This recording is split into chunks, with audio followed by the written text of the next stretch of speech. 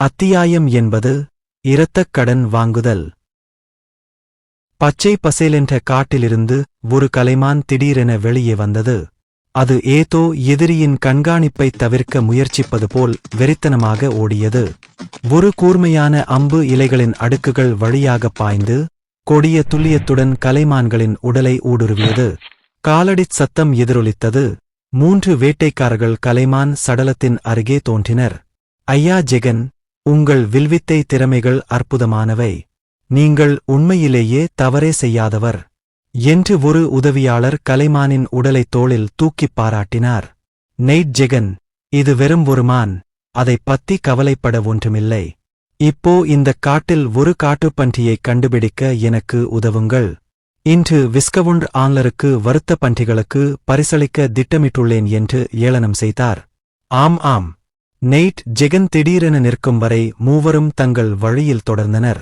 திடீரென்று அவர்களுக்கு முன்னால் ஒரு நிழல் தோன்றியது. அந்த உருவம் உயரமாகவும் மெலிந்ததாகவும் அரை சங்கிலி அணிந்திருந்தும் இடுப்பில் ஒரு நீண்ட வாள் தொங்கிக் கொண்டிருந்தும் முகத்தை மறைக்கும் ஒரு ஒளிபுகா தலைக்கவசமும் இருந்தது. அந்த அந்நியனின் சந்தேகத்திற்கிடமான தோற்றத்தைக் கண்டு நெய்ட் ஜெகன் புருவங்களை சுருக்கி எச்சரிக்கையுடன் அவரிடம் விசாரித்தார்.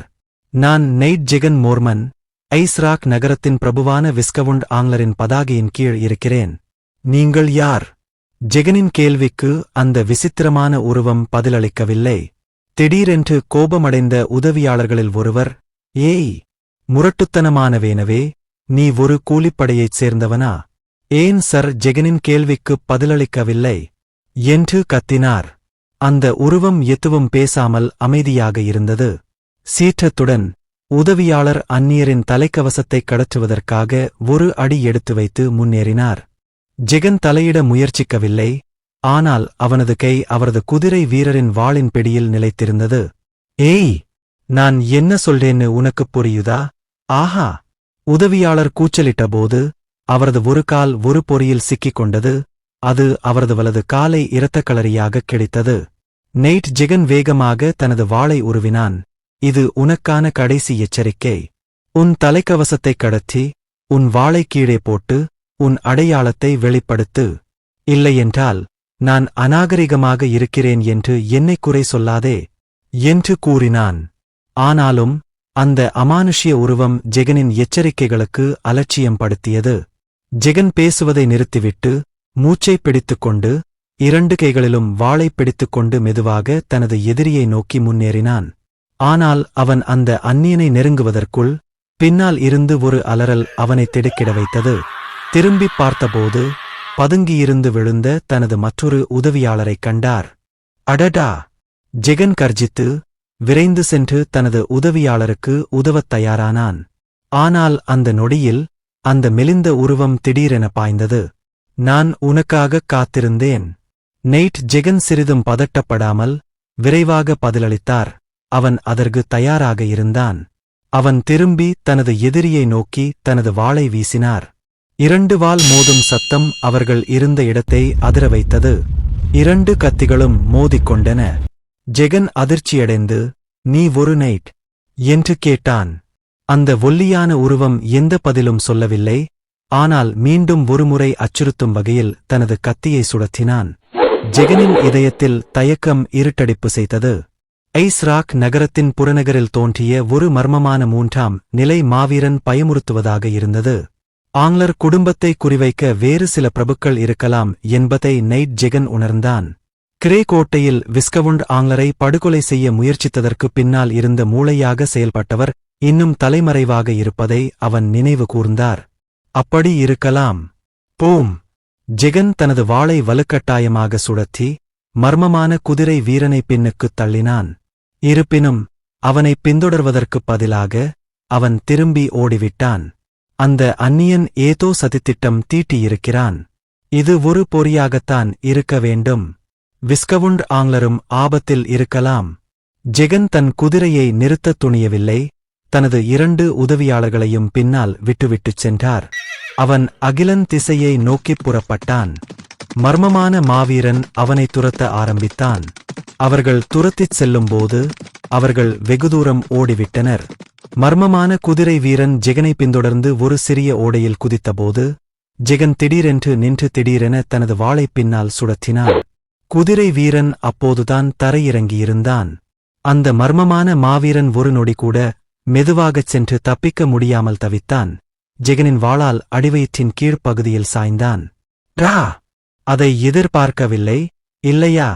ஜெகனின் கொடூரமான முகம் ஒரு நயவஞ்சகமான புன்னகையாக மாறியது.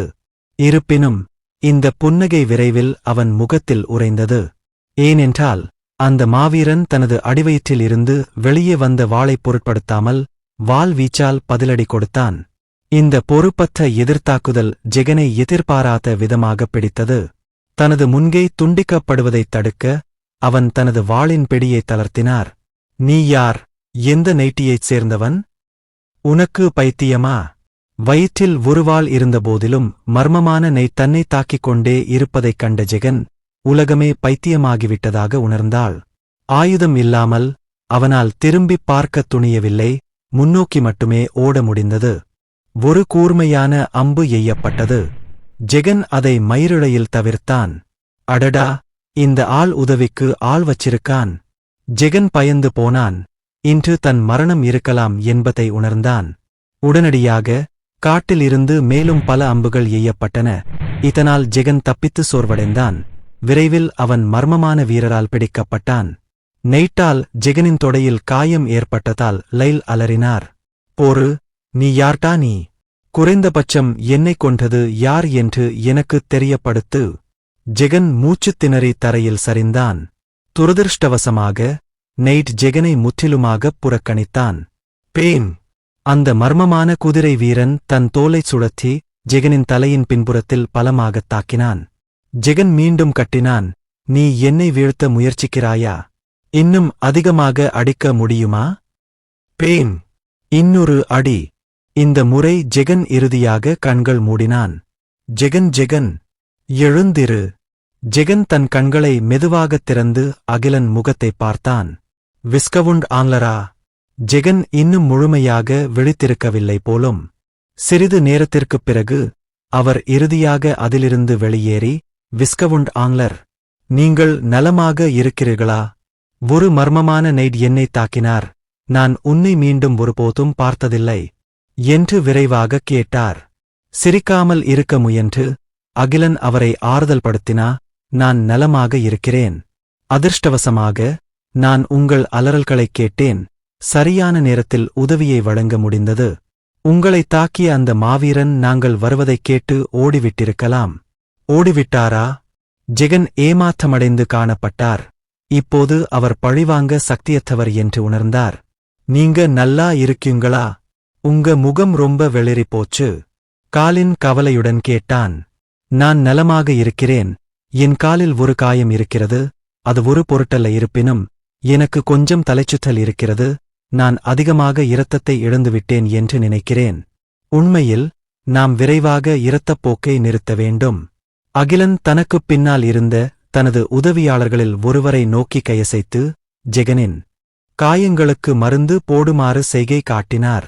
விஸ்கவுண்ட் ஆங்லர், அந்த மர்மமான நைட் ஒரு பெண்ணாக இருக்கலாம் என்று நான் சந்தேகிக்கிறேன். ஜெகன் திடீரென்று சொன்னாள். இயூ, அவள் முகத்தைப் பார்த்தாயா? அகிலன் அலட்சியமாகக் கேட்டான். இல்லை.